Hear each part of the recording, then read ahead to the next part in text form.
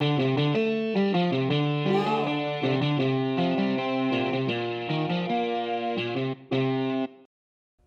mightiest of the true tanar'ri are the Balors, the personification of the rage and the passion that drive the race into frenzies of destruction. Caught up in their own spells of self-loathing and self-love, Balors push themselves toward release and absolution. They won't find it, but their absolute devotion to the war effort often inspires their inferiors.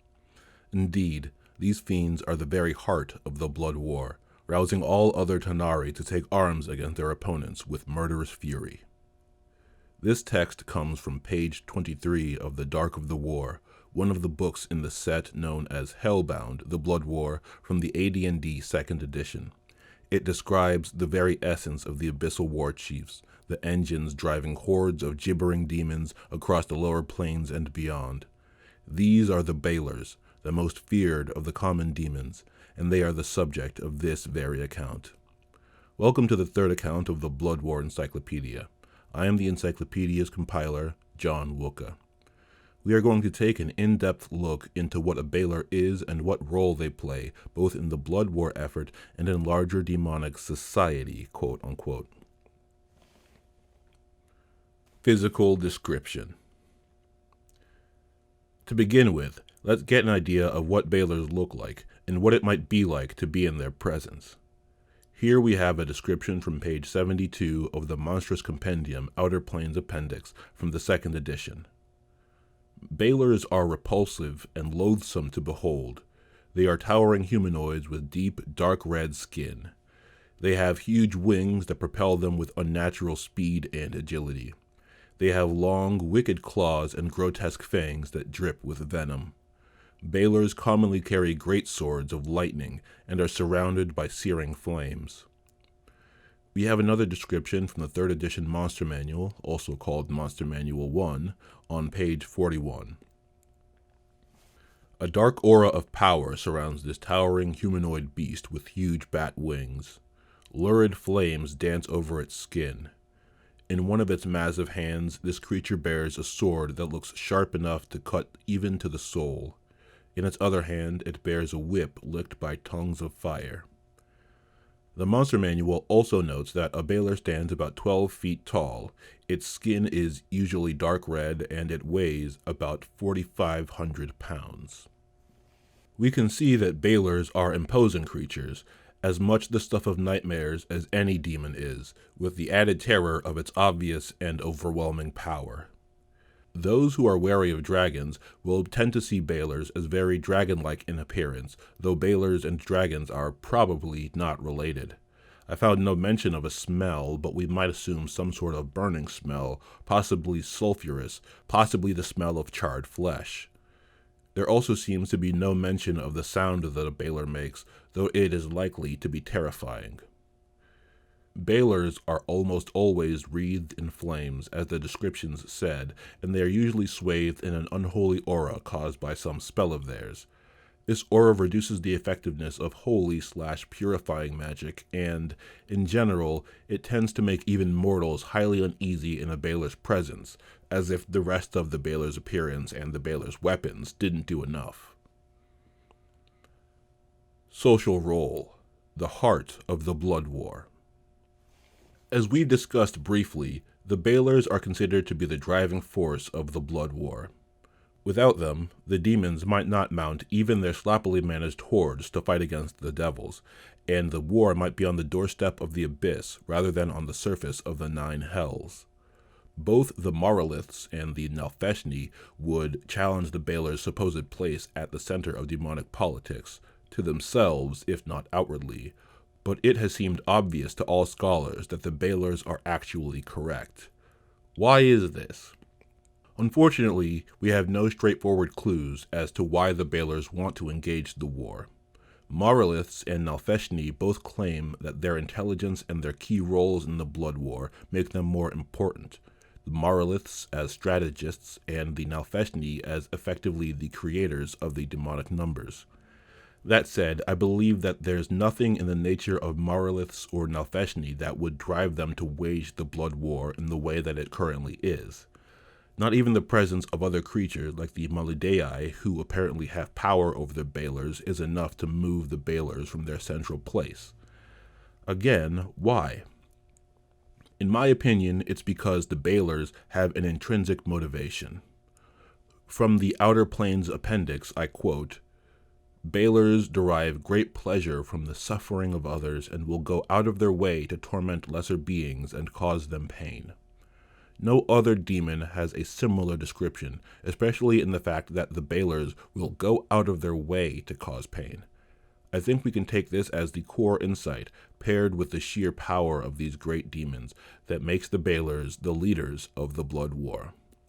Balors want to cause pain to others, and they are cunning enough, with genius-level intellect, to understand that they can cause more pain if they can dominate others first, giving them an array of potential targets to inflict abuse on.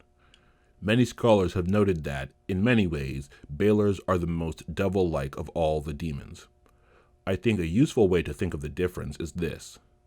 Devils cause pain to gain power. Balors gain power to cause pain.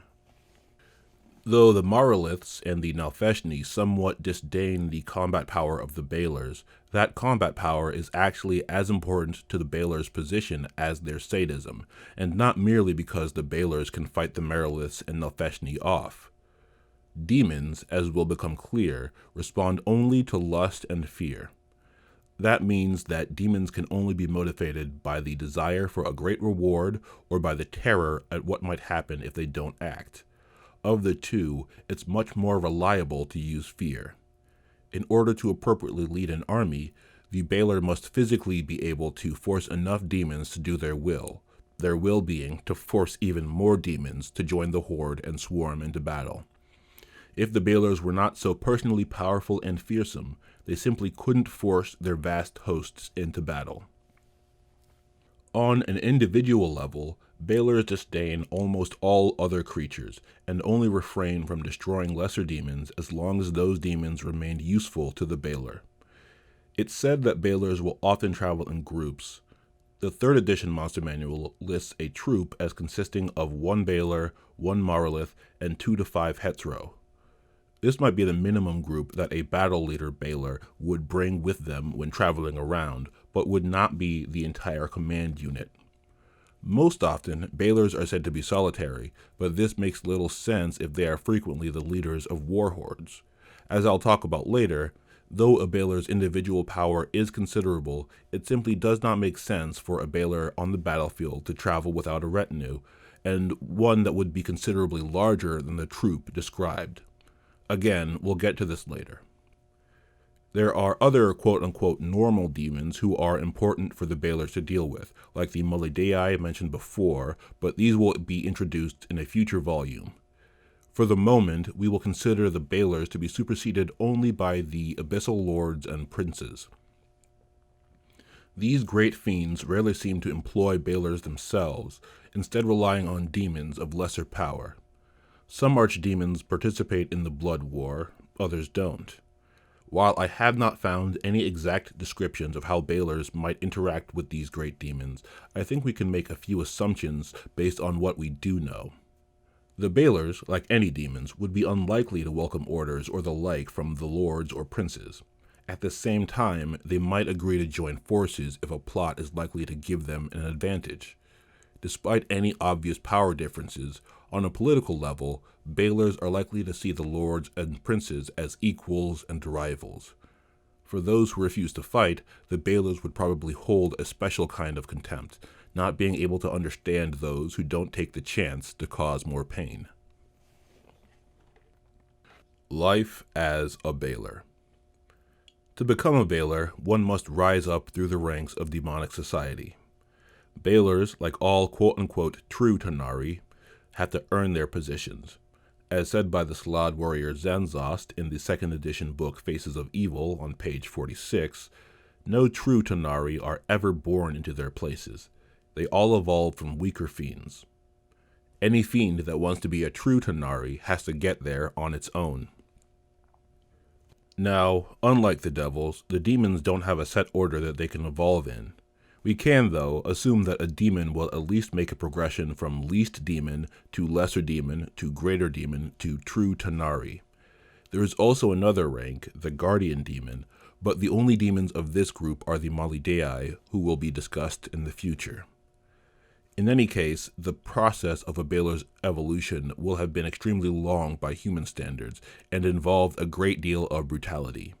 To quote from Faces of Evil again, this time from the writer Mitchell Cadell on page 43, you see, there's only one rule to the shapes of the tanar'ri: form is slave to function. Since the very birth of the multiverse itself, the fiends have adapted themselves to the rigors of the abyss, and that has shaped every successive form they've ever taken. The only thing that governs their climb is their lust for power. I think that when we look at the wealth of demons, we have to recognize that there is not one endpoint of the evolution. There are three: the Balors, the Monstrous, and the Nalfeshni. Why do I say this? Well, it is clear from the sources that the Monstrous have a contempt for the Balors, and the Nalfeshni have a contempt for both of them. This is unlike devils, where, in their diabolical way, all lower devils respect and wish to emulate the pit fiends. There is no stated rivalry between Gelugons and pit fiends, and I have not found anywhere that suggests a Malebranche, for instance, would purposely try to disrupt a pit fiend's machinations. I make that observation so that I can suggest this. I think Balors are likely to have demonstrated a particular brutality and ambition throughout their evolutions, which would attract them to the form of the Balor. Rather than imagining that each demon would go through every lower form, the way that a Beatazu devil might be expected to, let's assume that a demon who became a Balor favored one form in both the lesser and greater ranks. Likely, they would assume a form that would allow them to do the greatest carnage at their power level. The 5th edition SRD, which we're using to determine the species covered in this Encyclopedia set, prioritizes the demon species which are known as true tanar'ri in the 2nd edition materials. If we were to reference the set of demons laid out by Zenzost in Faces of Evil, we might say that a future Balor might spend most of their time as a lesser demon in the form of an Armanite charger, or maybe a Bulezau, and then evolve to become a Bebau or a Goristro, and then evolve into a Vrak or perhaps a Hetzro, and then finally become a Balor. Those last three are all true tanar'ri, so if only using the SRD, those potential stages of evolution will still be available to you. It does seem strange that a hulking Goristro might become a Vrak, I agree, but I give you two considerations. First, who can know the ways of chaos? You probably expected me to say that. I will forgive you if you've rolled your eyes, and I'll spare you any more of that sort of thing. Second, though, a Goristro doesn't have to evolve into a Vrak.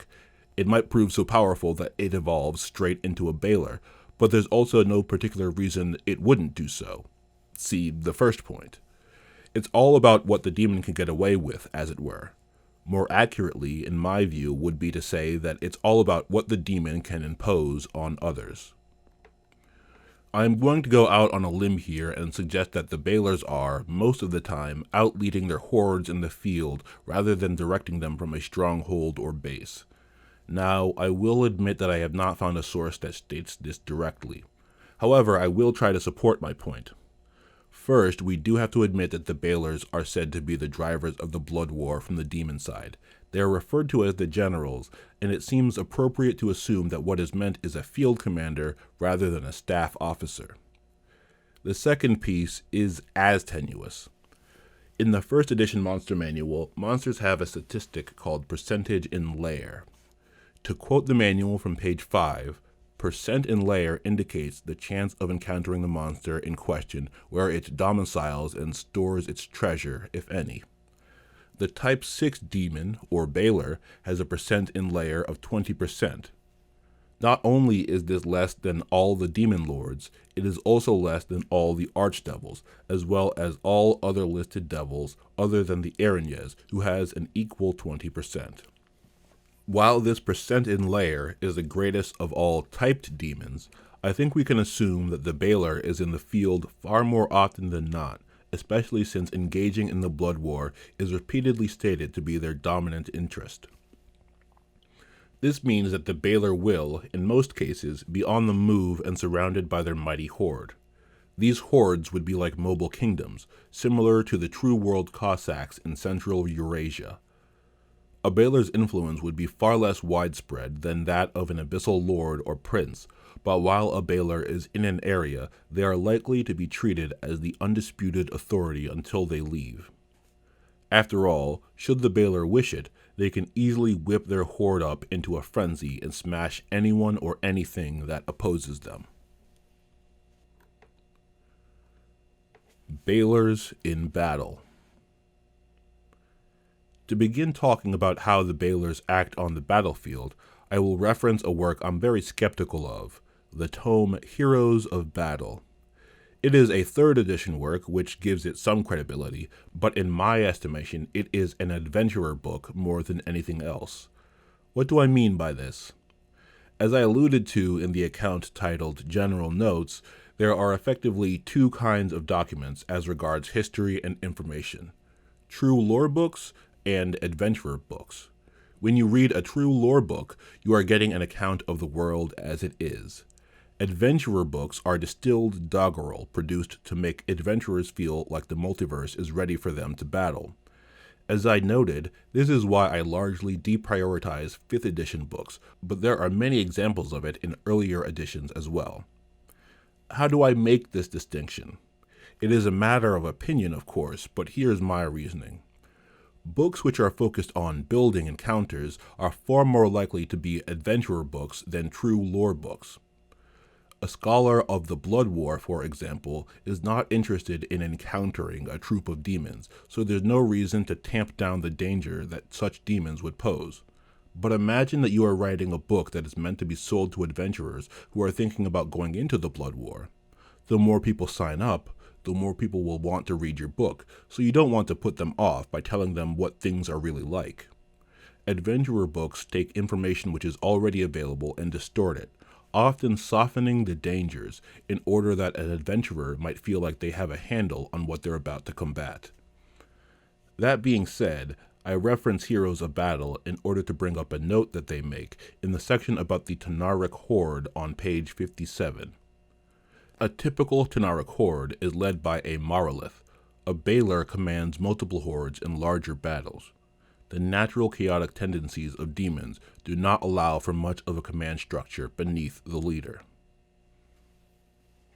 Now, beyond the note I have already made about adventurer books, we should also note that throughout the materials, including in true lore books, there is little attempt to be consistent about the names of military groupings. Saying all that, I think we can get something out of this snippet if we assume that, as I've been saying, a Balor is in control of a horde, while monoliths are able to control multiple detachments of that horde. Let us call such detachments throngs. Normally, when a horde is all together, a Balor is in the midst of their command host, in the midst of the greater horde.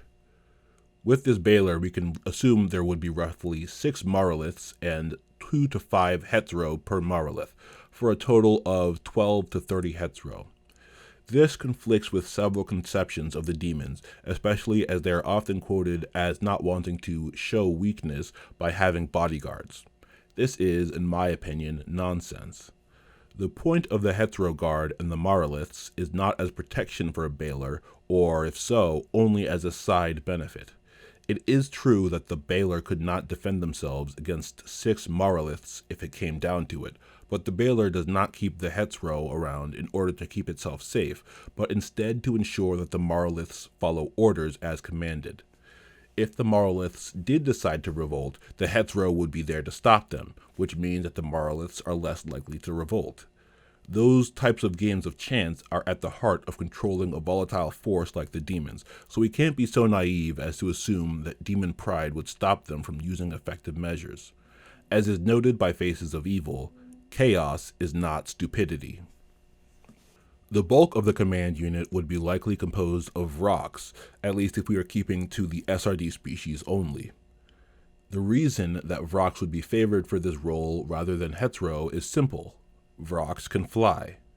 This would allow them not only to move around quickly when ordered to drive some other section of the horde, it would let them keep other Vroks in check, not allowing them to simply fly away from the field. If we say that the command host is about 9,000 demons strong, we can say that the Balor, Monstrous, and Central Hetero make up about 50, then there are about 1,950 other Hetero and 7,000 Vroks. These troops would be utterly loyal to the Balor. For the Monstrous, they would be as loyal as a Monstrous could be to a Balor, which means that it's the best deal for them at the moment, and therefore trusted by it to serve as its whip at the back of the rest of the horde. If the Balor's command host was attacked by an enemy army, the Balor would stay and fight until it became clear that the host was broken, at which point it would flee the field. I believe this honors both its bloodlust and its cunning. Though a lone Balor would still have a long climb back to power, they would be likely to get there much more quickly if they remained a Balor than if they were killed and forced to reincarnate as a lower form.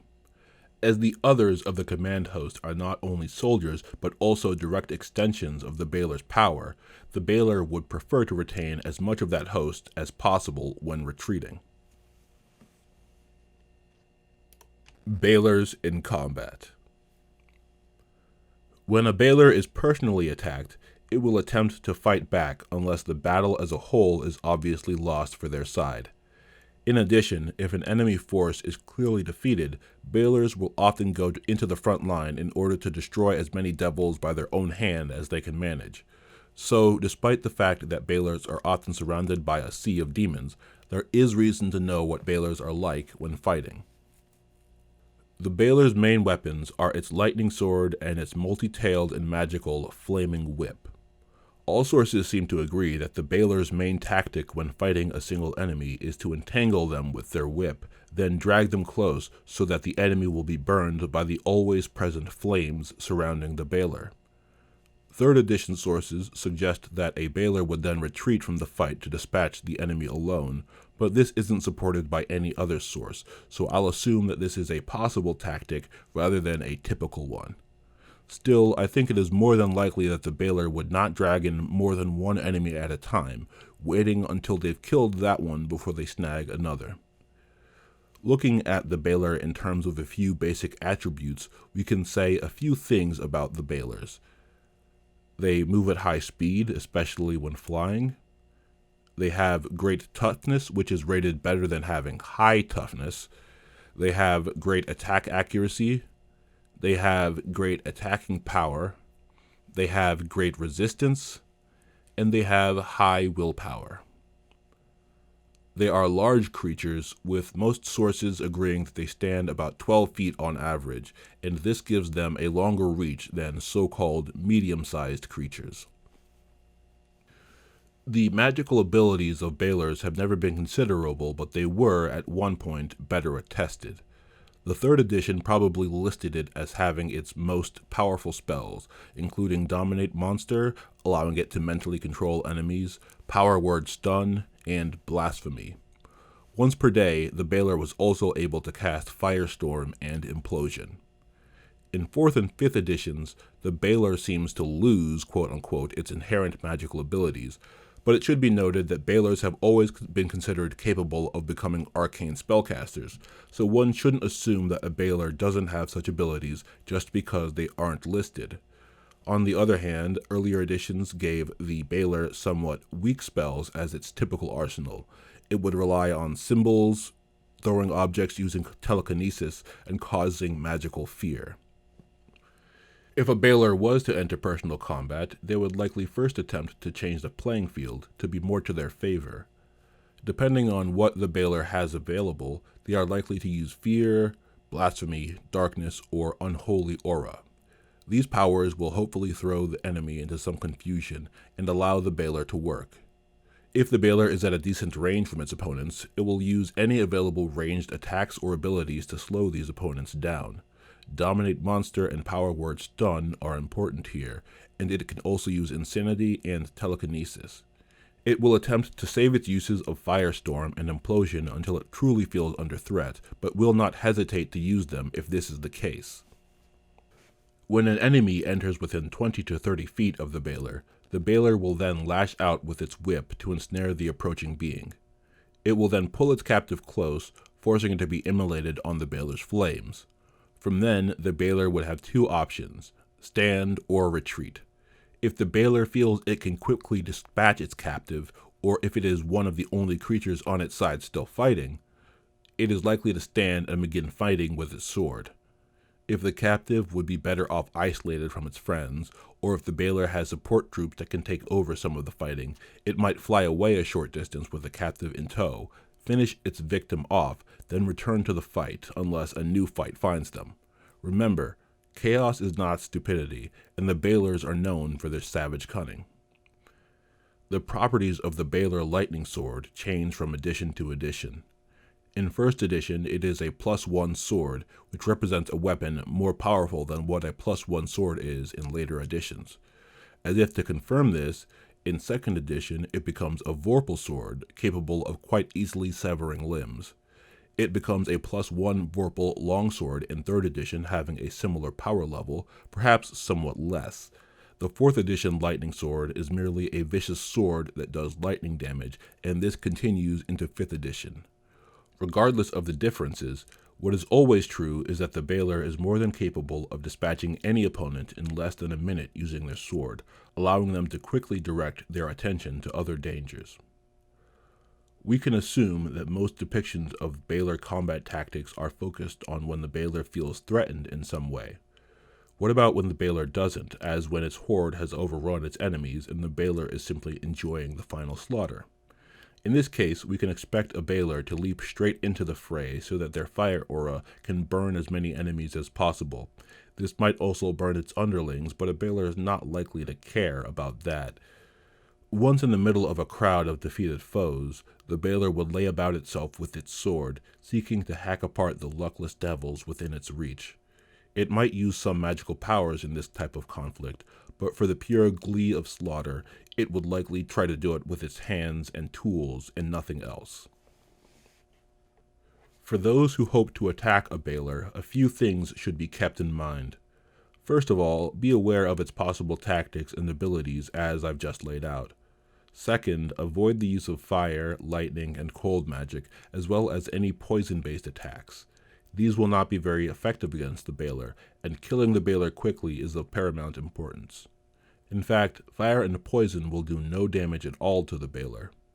Third, bring magical weapons, as non-magical weapons easily dull and break when trying to assail the tough Balor hides. Fourth, use holy and law-aligned magic, as these will have increased effects on the demonic Balor. And fifth, if you have the chance to eliminate the Balor, take it. The odds are that if a Balor is on the field, the entire operation is the Balor's idea, and should the Balor fall, the whole thing will collapse. Devils frequently sacrifice a great deal if it means that they can cut off the head of the great horde snake. Once the Balor is killed, caution still needs to be taken, as a Balor is nearly as dangerous while dying as they are while living. When it finally dies, a Balor almost immediately explodes in a paroxysm of hellfire. This is known as the death throes of the Balor. The explosion deals damage within a radius of about 100 feet, and its damage is enough to totally destroy most things in the path of the blast. For those who wish to slay the Balor in melee combat, they will need a quick escape or powerful fire and damage protection if they want to survive their deed. Let's say you've defeated a Balor then. It takes a great effort to do it, but it can be done, and it has been. Now, despite my position on so-called adventurer books, I am not afraid to admit that adventurers are a large part of our readership as well as our scholarship. With that said, I think a fitting place to end our discussion on Balors is by talking about the sorts of possessions that one might hope to gain from defeating such a creature. The first thing to say is that if you are planning to take a Balor's lightning sword or flaming whip, you had better do it before you kill the Balor, as both items are destroyed in its death throes.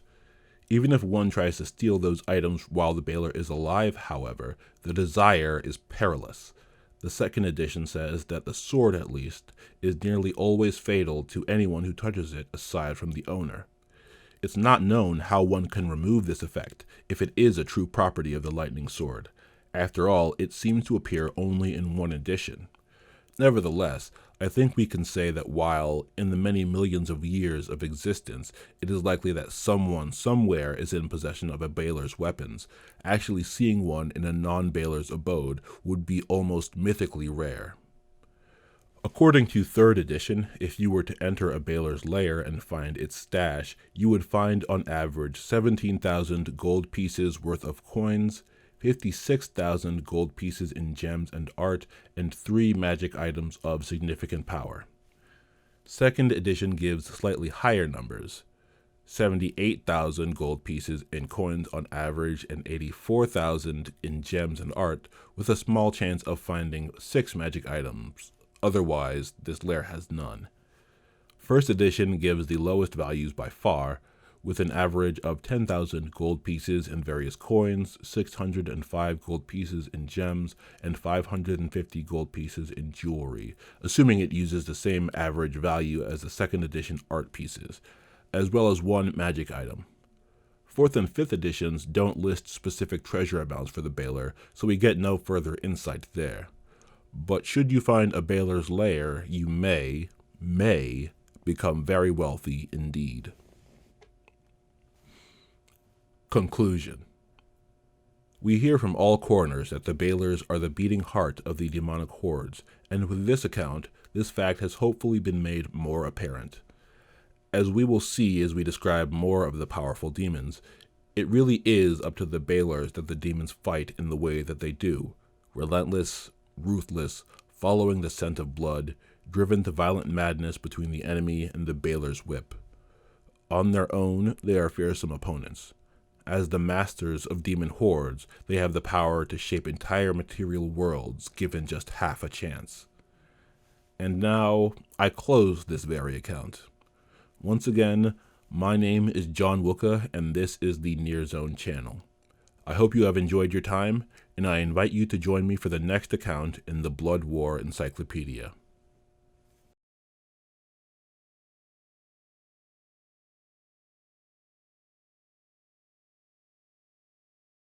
Thanks.